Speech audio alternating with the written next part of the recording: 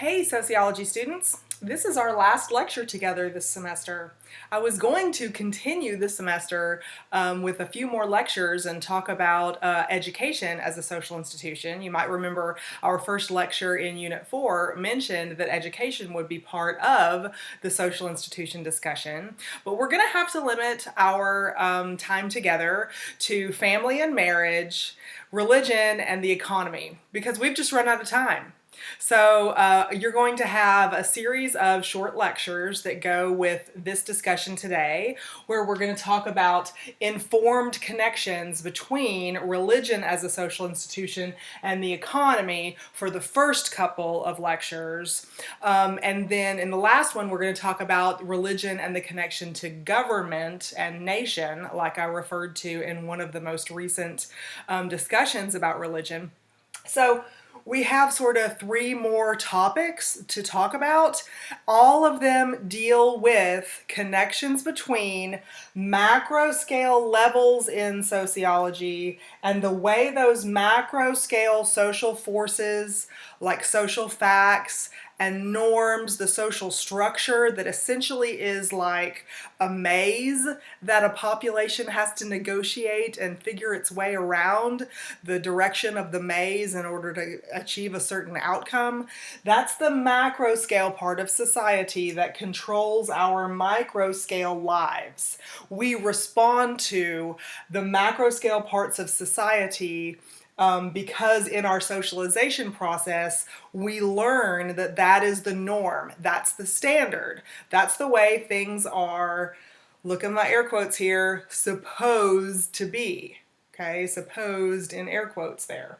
So these last few lectures, I want to emphasize, really make an effort to emphasize the connections that you need to be able to make between macro scale social structure and parts of the social structure like social institutions such as religion and the economy. Informed connections.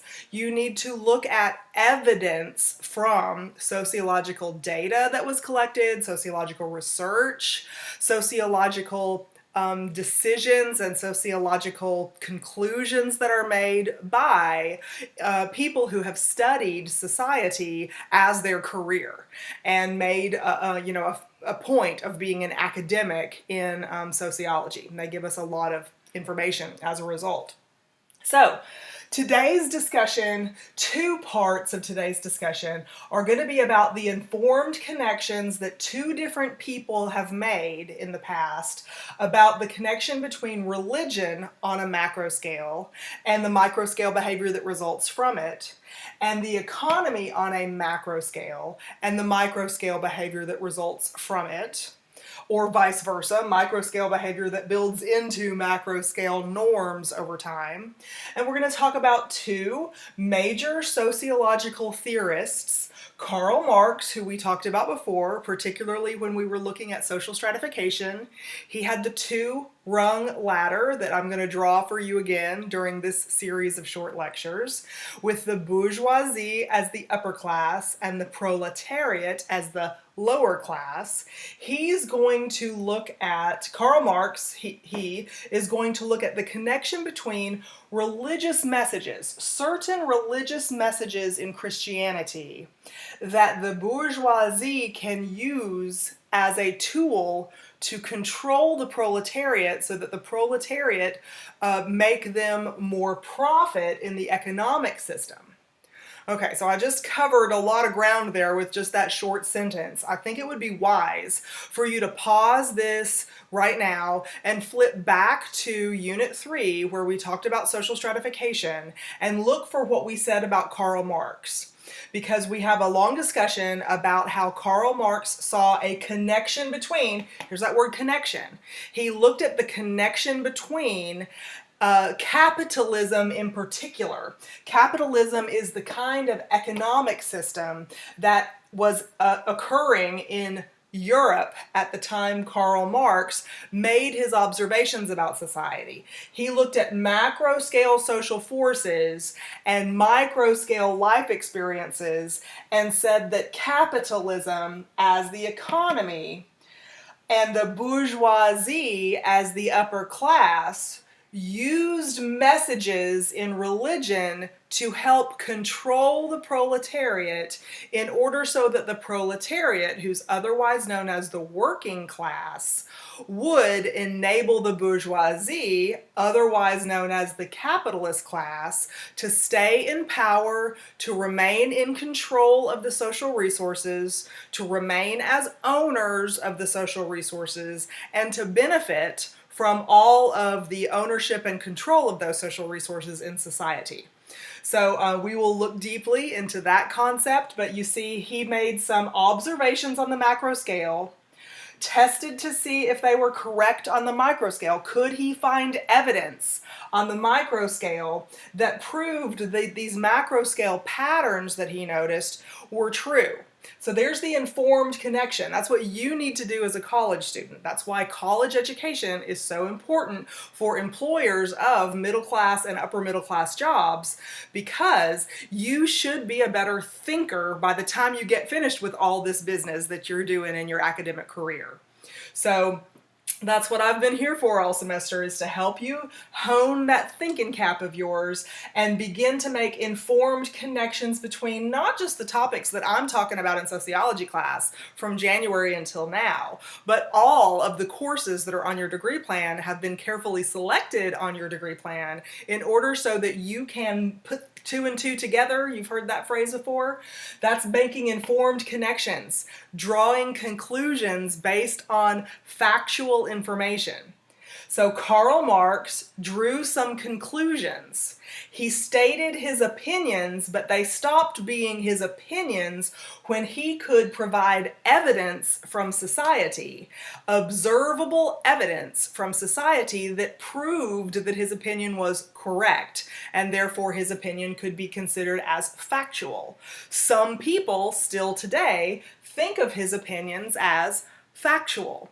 And you can decide, you can look at what he was looking at his snapshot in history, which was long ago.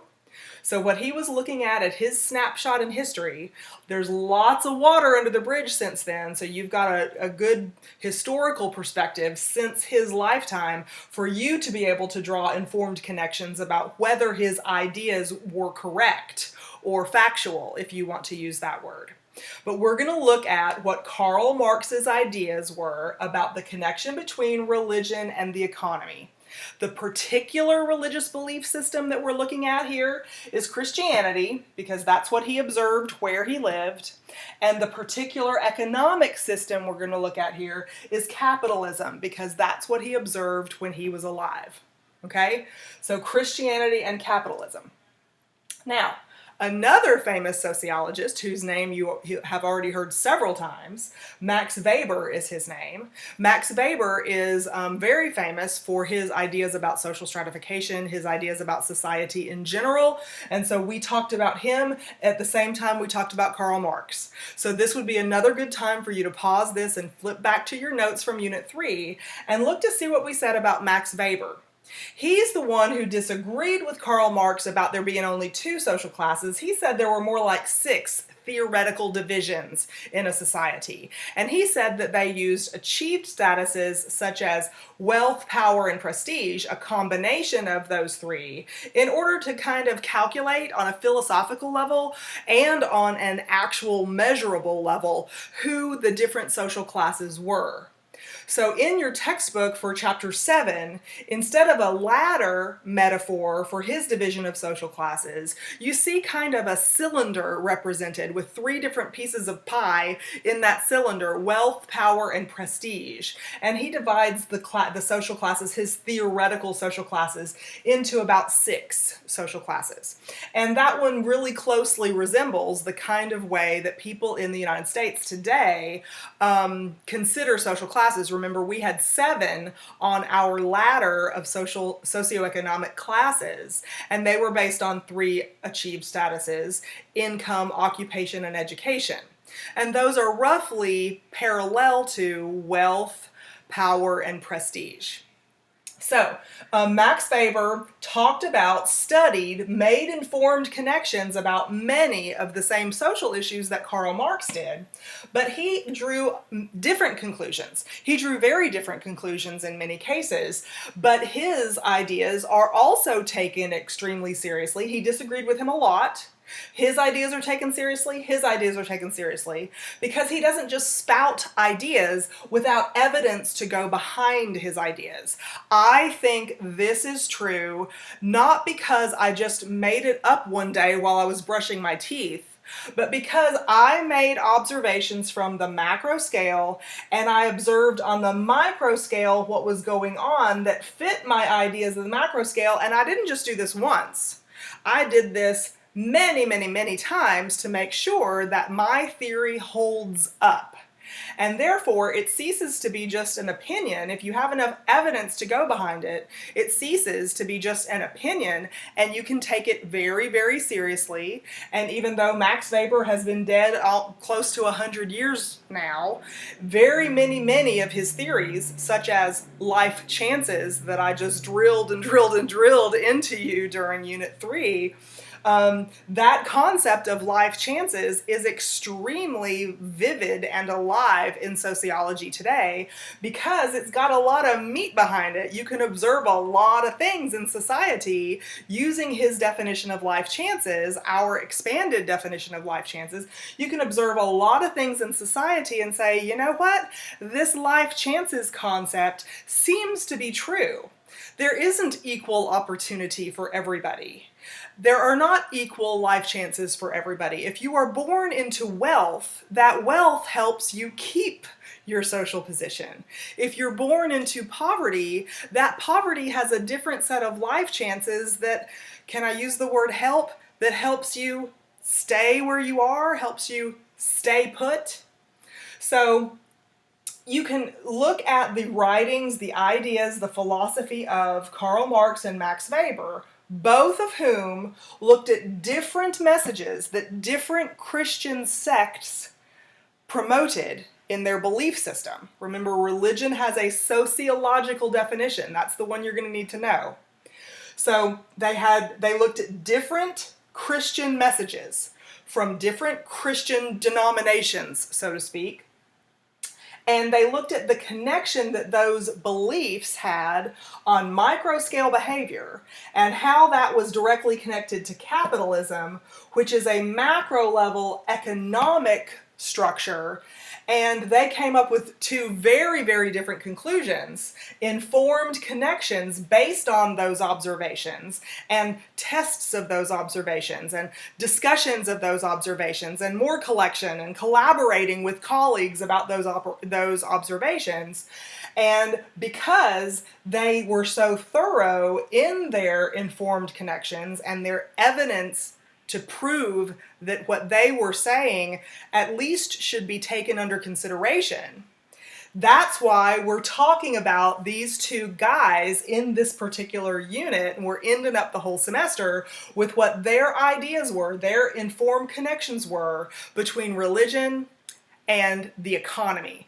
These two great big social institutions that exist on the macro scale, they make the labyrinth, they make the maze, they make the matrix that kind of controls our behavior on the micro scale. It is something that we learn, the structure of our society is something that we learn in our socialization process, and so we know what we can and we can't do to a certain extent. You might call it instinctual. No, we learned it in our socialization process, but that's why some things feel, here's my air quotes again, natural, and some things feel odd. That's why some things we're ethnocentric about and some things we're not. You're probably going to have ethnocentric feelings when I talk about the differing Christian messages that these two guys observed, because some people are going to think that one Christian message is wrong. That's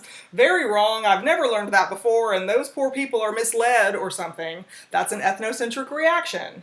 And in order to understand this concept, these two concepts that we're going to look at, in order to understand them on a scholarly level, On an informed connections level, you got to get past that ethnocentrism and look at this as objectively as possible. Just like with the sociological definitions of family, marriage, religion, that you need to be able to learn and understand. They are put in that way, in that sociological way, to be as objective as possible, to be as inclusive of as many examples in the world, in the varying cultures in the world, as possible.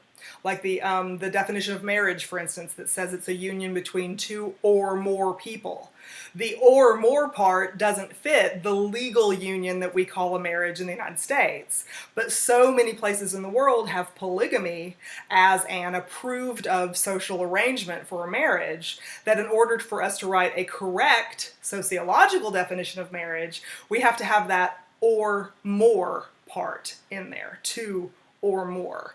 So try to back away from your ethnocentric tendencies. I have them too. I'm not criticizing you, but an educated person must train him and herself to identify within us when we are being intolerant because of ethnocentrism and try to be more objective so that we can understand things on a scholarly level.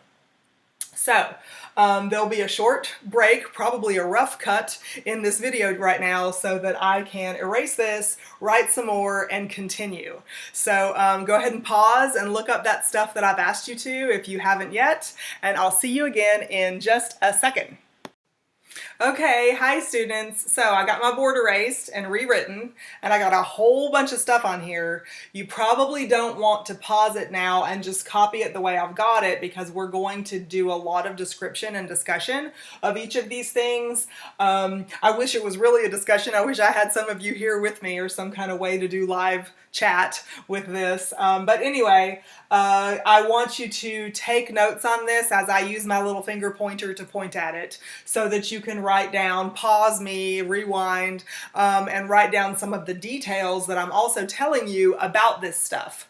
So what I've got written on the board here is kind of the Cliff Notes version, and you need to fill in more than this, okay? So remember on the board before I said that we were going to talk about the informed connections that Karl Marx made between a particular Christian message, a particular type of Christian message, and a particular type of economic system called capitalism. So way back in Unit 3, we talked about capitalism briefly, and I drew some kind of like circular thing on the board for you to try to explain it. So I have a review of capitalism here so that we can make sure that we remember it correctly. It's important, okay? And then we're also going to review Karl Marx's version of social stratification, because without knowing that first, you really can't understand what these ideas about religion are and what they mean. You have to understand where he's coming from, where he stands regarding social stratification and capitalism, or this is not going to make sense. Okay, so his informed connection about religion, particularly Christianity, and economy, particularly capitalism, comes from the standpoint of what his ideas were on social stratification. If you don't remember what his ideas were on social stratification, pause me, go back and find it in your Unit 3 notes. I'm going to review it a little bit right now. Okay. So, capitalism is a macro-scale economic system that encourages members of a society to own things in society. They don't want you just to own stuff and sit on it. Capitalism encourages you to own stuff and use that stuff to make a profit. Make a profit. Turn it into money for yourself. So I have a lawnmower. It's sitting in my garage right now. I don't use it for profit. It just sits in my garage and I mow my own grass with it. Okay? I've got neighbors, I could go to my neighbors' houses and say, hey, I got a lawnmower, can I mow your yard? How much would you give me? Or I could give them a price and they could maybe say that, sure, they'll hire me for that price, and then they'll see the quality of the work that I do, and if the quality of the work that I do is equal to or better than the price, if they think they're getting a good deal from me, then maybe they'll hire me all the time, and bingo, that lawnmower that I own that social resource, that lawnmower that I own, it becomes a tool for making profit. And so it's not just stuff that I own that I park in my garage until I need it, it's stuff that I'm turning into profit. And then capitalism encourages you not to just stuff the profit under your mattress, not to put it in some bank someplace and just leave it there. Capitalism encourages you to reinvest some of the profit, at least some of the profit, into more stuff that can make you more money. So if I did the lawnmower scenario, maybe the first profit that I had, sure, I can go out to dinner once the restaurants reopen. I can go and buy myself something fancy at the mall if I want to do that. But capitalism encourages me to keep at least some of that profit for a smart purpose, reinvesting into more stuff that can make me more profit the next time this circle goes around. So it would be very wise for me to get a weed eater also. And therefore the quality of my work will go up. And maybe I can get more customers. And then I can get a leaf blower, and I can get this and I can get that each time this circle goes around. Okay? So capitalism encourages you to own stuff. Now you might remember, I put the word stuff on the board the very first time we talked about this, but remember stuff here means social resources, raw materials, anything that can make a profit. So raw materials would be trees for a paper mill, right? If you're a paper manufacturer, you need land with trees growing on them. There's your raw materials. But you also need the factory. You also need fuel to operate the factory. You need electricity. You need trucks. You need transportation systems. All of those different kinds of things are stuff that you can own or control. And that stuff can be turned into profit. So it's a social resource. Information is a social resource. Messages are social resources, just like that land and the trees on the land that the paper mill owner needs. Okay? So keep that in mind. The stuff here refers to social resources. Review that definition from your notes in, I'm sure we talked about it before Unit 3, but we've got it in our Unit 3 notes for sure. So that's how, in a nutshell, capitalism works. I'm not your economics teacher, remember, I'm your sociology teacher. So that was a very, very, very brief nutshell of how capitalism works. Okay? So that's how capitalism works. Because it works that way, and because social resources are limited in supply. There's not an infinite amount to go around. Since this encourages you to go around this cycle, owning more stuff as you go around each time, the stuff is going to run out after a while, and only a few people will be in control or ownership of it. That's where his ideas about social stratification came in. So I've got our two-rung ladder over here on the board for you. Bourgeoisie, the top rung of the ladder, and proletariat, the bottom rung of the ladder, or step. Rung means a step on the ladder. So typically, when you hear people talking about impoverished people in society, or disadvantaged or oppressed people in society, modern society, 150 years, 200 years after Karl Marx made his observations, we refer to the 99%, huge numbers of people that modern social theorists, some modern social theorists claim are impoverished or oppressed or at a disadvantage regarding social resources in our society. So the proletariat, or the working class, according to Karl Marx's definition, they own the labor that they can do. They own their skill, or they own their lack of skill. If you don't have a skill to sell to the bourgeoisie for wages, then you can't earn very high wages. If you don't have a specialized skill, I don't have to pay you very much, and you're very replaceable. So you yourself, the proletariat, simply become another social resource. You are the worker if you're a proletariat. You are a social resource. You make profit for the bourgeoisie. Each time you buy more stuff and make more profit from the stuff, you need more workers, cheap workers, disposable workers, replaceable workers, workers you can toss out on the street without losing any sleep over it. This is Karl Marx's idea about how the bourgeoisie treated proletariat. Okay, most proletariat, because most of us are unskilled, so we can't offer a whole lot of incentive to the bourgeoisie to treat us fairly, according to Karl Marx's ideas. So, the bourgeoisie, as we know, is the upper class. So if you hear about the 1%, the most advantaged group in society, we still talk about the 1% as existing in our modern society. We use the word bougie to talk about somebody who's acting uppity, right? Who thinks that, they don't stink like the rest of us, okay? So the bourgeoisie, according to Karl Marx's definition, remember, this is Karl Marx's definition, so you must be able to express in his words the definition, okay? So the bourgeoisie are the owners of what Karl Marx called the means of production and the means of distribution.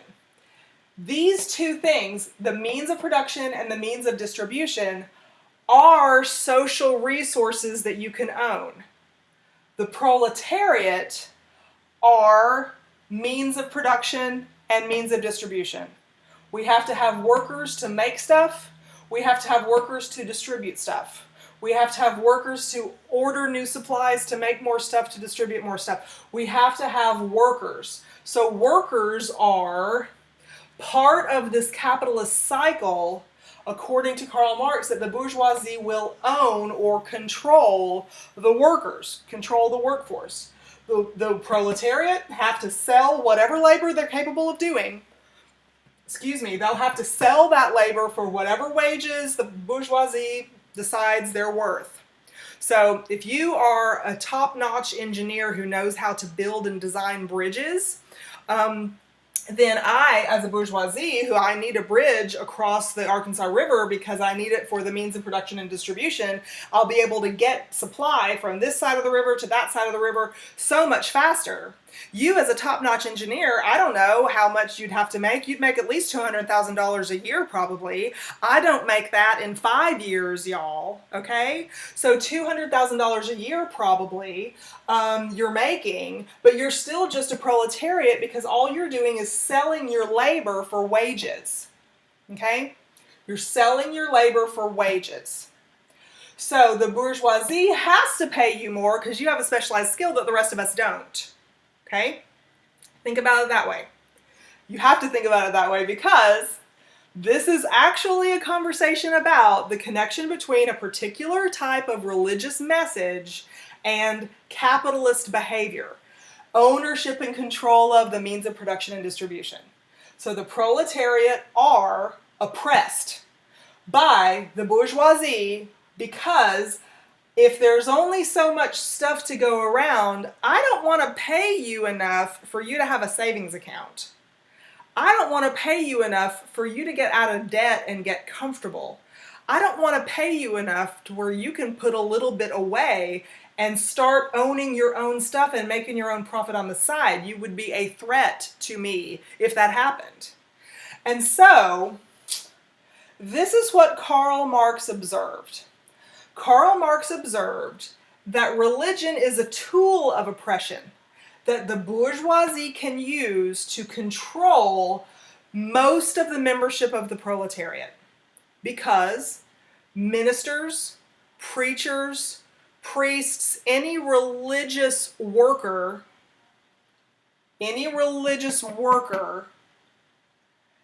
is a tool in this ownership of stuff and profit cycle, just like a factory worker on the factory floor. The bourgeoisie can use those religious workers to send messages that can help the bourgeoisie control and continue to oppress the proletariat, and the proletariat might not even feel like they're being oppressed after a while. Because, for instance, some messages in some Christian denominations claim that poverty is God's most favorite condition for someone to be in. Some Christian messages focus on how Jesus was the Son of God, God is almighty, and therefore God could have chosen palaces made out of gold and alabaster windows and ceilings and dripping silver and all kinds of luxury for his only son to be born into in this world. But where instead did he choose to be born into? Almighty God, who could have chosen anything, opted instead for a stable and a manger. But let me talk about how poetic those two words are. A stable is actually a barn where farm animals are kept, right? And a manger is a food trough where you slop the animals with leftovers from inside the house or with whatever you're going to feed the animals with, and rats and things come in and eat out of it too, and there's droppings and saliva and all kinds of moldy stuff in that food trough. And I don't know if any of y'all have ever been into a stable or a barn, but it doesn't smell pretty, and it doesn't look like the cover of the Christmas card when we get that nice little glowing hay and those cows with a little smile on their face. It doesn't look like that or smell like that. And so poverty was a condition. Homelessness, not just poverty, but homelessness entirely, was the condition that God chose for the birth of his only son. He wasn't going to have 17 sons, his only one. It's not like, oh, better luck next time, darn, that was a bad choice. It was an intentional choice. And then as an adult, Jesus was homeless and on the road. And there was so much poverty and so many messages about how it's easier for a camel to get through the eye of a needle than a wealthy man to get into heaven. All kinds of messages about poverty. Just look at the Old Testament and Job and everything that he lost, and that was God's favorite person, right? So suffering after suffering after suffering, God gives to his favorite people in the Bible stories that Christians grow up learning about. So, back to the 1% and the 99%. Preachers, priests, ministers, religious, the people who work, the people who sell their labor for wages. Now, this isn't a regular paycheck, is it? It's a collection plate that goes around. But who is going to have the biggest pockets to make the biggest donations in that collection plate? The 99% who are barely getting by and have nothing in a savings account and don't even have bologna and milk 3 days before their next paycheck is due? Is that who has a whole lot to deposit into that collection plate? Or are these people the ones who have a whole lot to deposit into that collection plate? And just like that engineer who has to be paid a whole lot more for his labor to build that bridge, to design it well enough so that you can rely on that bridge, these people will pay because it helps them control and own more social resources. These people will pay in the form of tithing much higher prices to the religious, so that the religious will be kind of beholden to them because they're only human, right? They're only human. So if these people control the part of the proletariat who is the religious function, who is the religious worker, then religion and that particular message can be used as a tool of oppression. Here's how. Most proletariat do not make what that engineer who builds a bridge over the Arkansas River make. Most proletariat do not make the big donations that preachers and ministers and religious make. Most proletariat are barely getting by, and poverty sucks, okay? So poverty is a horrible condition to try to endure. Your working conditions at the factory are terrible. There's hundreds of you, and you don't have benefits, and you don't have enough time off, and there's no breaks, and there's no cafeteria for lunch, and you don't get your job held if you're sick, and so you have to show up and you're sick, and your kids they need shoes, and you have to buy them 3 sizes too big just so that you can maybe have shoes before they fall off their feet. And it's terrible, and it will make you mad. And you could maybe start talking to your coworker, and you could say, why do we take this from him? He lives on that big house on the hill. He's got all kinds of money. Why are we taking this? We need to band together. Look at how many of us there are. Let's band together And let's force our bosses, let's force the owners to treat us better, give us better benefits, give us time off, give us better wages. We can't live like this. I've got an eviction notice because I can't pay my rent, but my children are hungry and I can't feed them either, food or rent. What am I going to do?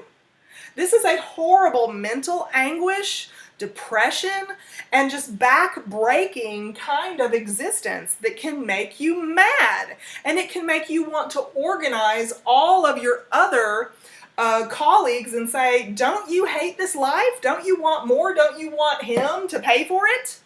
Or her to pay for it? Because they can, they should, they owe it to us. Well, if that's the way you feel on Friday afternoon, and you all promise at a special meeting on Saturday morning that come Monday morning first thing, you're going to go into that factory and you're going to put your foot down and you're going to go on strike and you're going to shut down production. We have the power to shut down production. They'll have to listen to us. But if the bourgeoisie gives enough to the religious organization on a regular basis, so that the religious people who work for that religious organization, who write the sermons for the Sunday messages, focus a lot on how God's favorite condition for life on earth, because our reward is not here. You ever heard that one? Our reward is not here. My reward is on the other side when I have my home going. This is not my home. My reward is on the other side.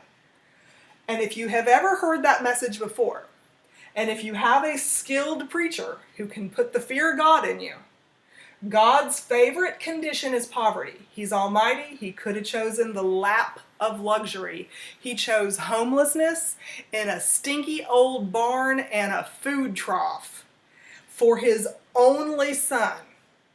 And if I'm a skilled preacher, then by the time you have heard my sermon on Sunday morning, you feel guilty for your Friday afternoon meeting about how you were going to overthrow the oppressor. You're praying for the oppressor because he doesn't have a chance to get into heaven. That poor man, that poor family, I feel sorry for him. My feet are cold at night and I can't warm up. We all have to stay in the same bed and I hear my children's stomach growling while they're asleep and it just kills me and it suffers, but my reward is not here. My reward is not here. My reward is elsewhere. And if I'm willing to suffer through the terrible conditions of poverty here, the injustice of that poverty here, if I'm willing to suffer through it, my reward is on the other side. My reward is on the other side. That's how religion can be used as a tool of oppression for the masses. So, here's our famous quote. You see my all caps words here. I want you to memorize it because it will help you so much in the rest of your college career. When you'll see it in so many different classes. You'll see it in literature classes and history classes and economic classes and religion classes. You'll see it in so many different other classes, and you'll be that much further ahead if you understand all this background of where it comes from. So the famous quote is, "Religion is the opiate, O-P-I-A-T-E, the opiate of the masses." Now, you know a more modern word than this. You know the word opioid. Opioid is a kind of very addictive painkiller. Highly addictive painkiller. That is what an opioid or an opiate is. Highly addictive painkiller. Because pain stinks, and poverty's pain. Poverty's pain. I need a pill to be able to take it, to not go crazy, to not do something drastic. I need a pill to be able to help me take this suffering from the poverty. This is pain that I go through if I live in poverty. If I'm a proletariat who's oppressed and I don't get enough wages and I don't get benefits, and my kids are suffering too, and that's mental anguish for me. That is pain. So if I go to religion to get a message about how God says that poverty is his approved of, favorite, preferred condition, and I myself am in poverty, well then God must like me the best. God must like me the best. and it's that's suffering and it's terrible, but my reward is not here. There's my hit. I've got my hit right there. I go back week after week, at least once a week, if not twice a week or more than that. I go back and I go back and I go back. I'm addicted to that message because it makes me feel better. It makes me feel better. It sustains me for another week, maybe longer than that. It's a painkiller that really I'm addicted to because pain stinks and I want to feel better. Religion is the opiate of the masses. Who's the masses here? This 99%, the proletariat. These are the sufferers in society. These are the beneficiaries of the suffering. These people are just part of the stuff, part of the means of production and the means of distribution that these people control and own. And Karl Marx saw that religion is a tool of oppression that the bourgeoisie can use to control the proletariat so that capitalism can work the way capitalism is designed to work, but it only works in favor of them to the oppression of them. Thank goodness I have this pointy finger, right? All of this pointing that I've been doing. Religion is the opiate of the masses. Think about that one. He made a lot of observations. He wrote chapters and chapters and chapters and chapters about this. This was an informed connection that he made. He didn't just suppose it. He didn't just have a vivid dream and wake up and put it in a journal. He studied this. He made macro scale observations. He looked at micro scale behaviors. He looked at the tendency for oppressed people to turn to religion as an outlet for the frustrations of their oppression. And he said that religion is the opiate of the masses because it's a highly addictive painkiller. When the message is this one, it's a highly addictive painkiller that can tide you over until you get your next hit. Who are the masses? The proletariat. Here's the dealers. Here's the source. And they control the messages of the religious workers, the religious practitioners who send the message to the rest of the proletariat. Ministers, preachers, any religious person is simply in this model, in his description, they are simply members of the proletariat. They make better money than the factory worker, but the bourgeoisie has to pay them better money so that they will focus on the kinds of messages the bourgeoisie needs in order to keep those factory workers in that factory making stuff for profit so they have more to reinvest as you go along. Important stuff here. A lot that I've covered.